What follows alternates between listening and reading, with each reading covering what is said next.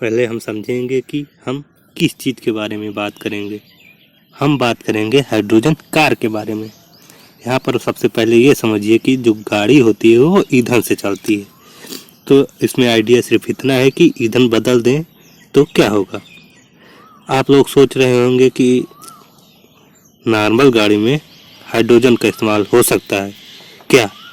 Normal गाड़ी मतलब हम लोग चलाते हैं गाड़ी, कार, स्कूटर, क्या इसमें हम हाइड्रोजन डाल के चला सकते हैं। तो एक तरफ पर आप समझिए, हाँ, नॉर्मल गाड़ी में हाइड्रोजन चलाया जा सकता है, मतलब डाल के हाइड्रोजन चलाया जा सकता है। जैसे पेट्रोल डाला जाता है वैसे ही हाइड्रोजन डाल के चलाया जा सकता है। क्या नॉर्मल गाड़ी में ऐसा हो सकता है? तो एक तौर पर हाँ, बट इतना आसान नहीं है। आप केमिस्ट्री में पढ़े होंगे कि डीजल, पेट्रोल, ब्यूटेन, प्रोपेन ये सब हाइड्रोकार्बन है। बस आइडिया ये है कि इसमें से कार्बन हटा दिया जाए तो आपको मिल जाएगा हाइड्रोजन रनिंग इंजन। हम हाइड्रोजन के पीछे क्यों भाग रहे हैं? क्योंकि हम हाइड्रोजन बना सकते हैं और ये 1 किलोग्राम हाइड्रोजन 1 किलोग्राम गैसोलीन से 3 गुना अधिक पावरफुल होता है और ये इतना तगड़ा फ्यूल होता है कि ये रॉकेट में प्रयोग होता है, कि इसे हम कह सकते हैं it is a rocket fuel. ये नॉन टॉक्सिक होता है। नॉन टॉक्सिक मतलब कि प्रदूषण रहित, इसके जलने से प्रदूषण नहीं होगा। ये काम कैसे करता है? आइडिया बहुत पुराना था। हम हाइड्रोजन को लेते हैं, या तो कंप्रेस करते हैं या तो लिक्विफाइड करते हैं। दोनों को ट्राई किया गया, जनरली लोग कंप्रेस की तरफ ज़्यादा गए। जैसे सीएनजी का टैंक आता है वैसे ही इसका भी टैंक होता है। इसको आप इंटरनल कंबशन इंजन में चला सकते हैं, जो कि BMW ने बहुत पहले इस्तेमाल करके छोड़ दिया। सोच रहे होंगे कि इंटरनल कंबशन हाइड्रोजन इंजन को BMW ने बना के छोड़ क्यों दिया, अब क्यों नहीं बनाता? तो इसके साइड इफ़ेक्ट ज़्यादा थे। कंबशन इंजन का RPM बहुत अधिक होता है।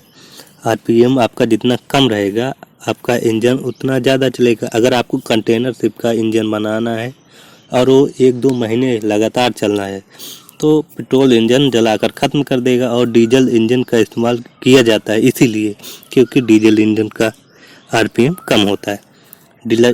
डीजल इंजन का RPM 1500 से 4000 होता है, वहीं पेट्रोल इंजन का RPM 8000 से 10,000 होता है और हाइड्रोजन इंजन का RPM 12,000 से स्टार्ट ही होता है।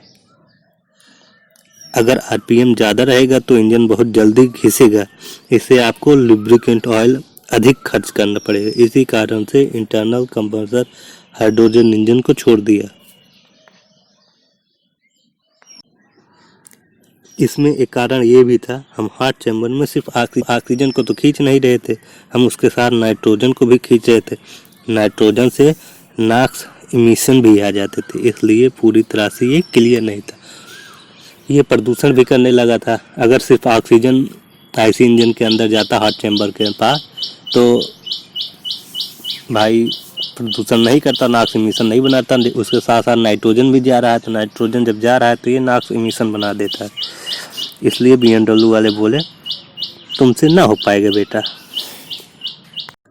अब सब आईसी इंजन को छोड़कर फ्यूल सेल की तरफ भागे। फ्यूल सेल में ज़्यादा कुछ होता नहीं। फ्यूल सेल में हम रिएक्शन करेगा, फ्यूल सेल में वो रिएक्शन करेगा और इलेक्ट्रिसिटी डायरेक्ट निकल आएगी। इसमें मूविंग पार्ट नहीं होता, सिर्फ एयर पंप करना होता है।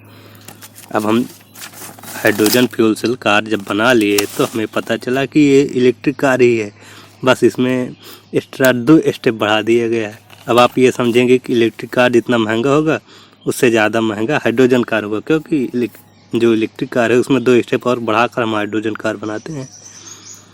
अब आप सोच रहे होंगे कि कौन से 2 स्टेप बढ़ा देते हैं कि इलेक्ट्रिक कार हाइड्रोजन कार में बदल जाती है। पहले हम समझेंगे कि इलेक्ट्रिक कार में कौन कौन से स्टेप होते हैं। Number 1, battery, inverter, motor. अब इसमें वो स्टेप जोड़ेंगे जिससे ये हाइड्रोजन फ्यूल सेल कार बन जाएगी। वो स्टेप है एक महंगा टैंक जो हाइड्रोजन को हाई प्रेशर में रख सके और फ्यूल सेल। वो स्टेप है जो इलेक्ट्रिक कार को हाइड्रोजन कार बनाती है, हाइड्रोजन फ्यूल सेल कार बनाती है। वो स्टेप है एक महंगा टैंक जो हाइड्रोजन को हाई प्रेशर में रख सके और फ्यूल से मतलब हाइड्रोजन। अब हम बात करेंगे हाइड्रोजन कार की कमियां। ये इलेक्ट्रिक कार ही है, बस इसमें एक्स्ट्रा स्टेप बढ़ा दिया जाता है। अब फिजिक्स के मामले में आप तो जानते ही होंगे कि हम जितना स्टेप लेंगे उसकी इफ़िशियंसी घट जाएगी।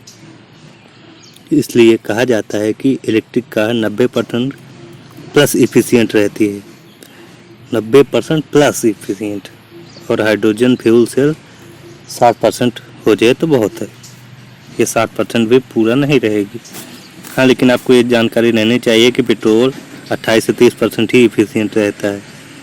इफ़िशियंट का मतलब ये है कि जो हम ईंधन डालते हैं उसका यूज केवल 28% ही होता है, हमको पावर जो मिलती है, और वो व्यय हो जाती है।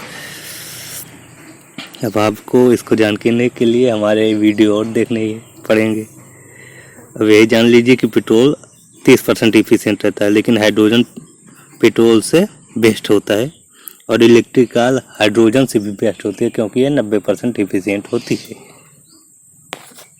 अब सवाल ये है कि फ्यूल सेल कार सक्सेस होगी कि नहीं, क्योंकि सरकारें हाइड्रोजन फ्यूल सेल कार के बहुत तेज़ी से प्रमोट कर रही हैं। हमारे देश में ही देख लीजिए, Nitin Gadkari ji hydrogen fuel cell को प्रमोट कर रहे हैं। देखिए, कई बार वे खुले मंच पर उसका स्वागत किए हैं कि हाइड्रोजन फ्यूल सेल कार आगे भविष्य होगी।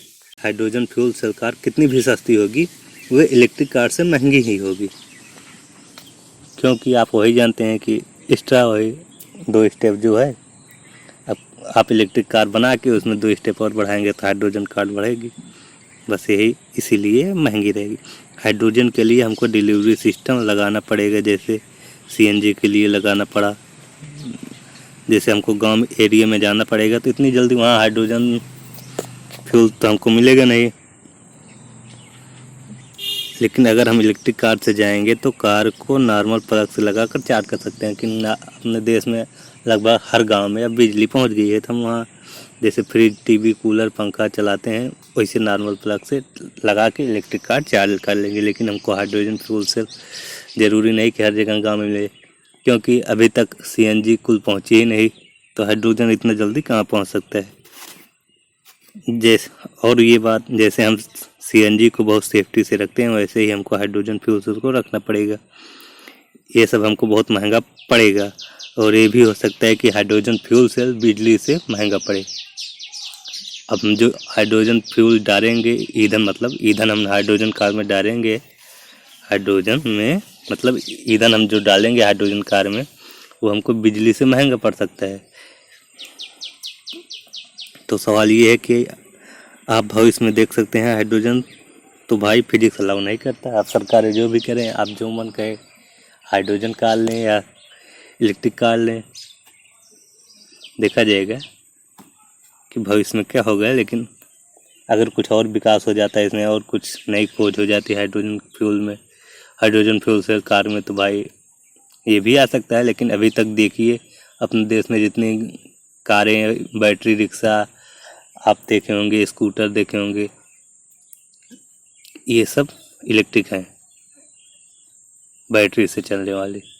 अब नई नई बसें आ गई हैं, सरकारी बसें, वो भी इलेक्ट्रिक से चल रही हैं, बैटरी लगा के। हाइड्रोजन से तो आई नहीं, तो हाइड्रोजन आता है कि नहीं आता है, हमारे ख्याल से तो नहीं आएगा, आगे देखा जाएगा। धन्यवाद। तो भाई हाइड्रोजन कार आए या ना आए, अगर आप इतना वीडियो देख लिए हैं तो हमारा चैनल सब्सक्राइब कर दीजिए, लाइक कर दीजिए, शेयर कर दीजिए और बेल आइकन दबाइए। धन्यवाद।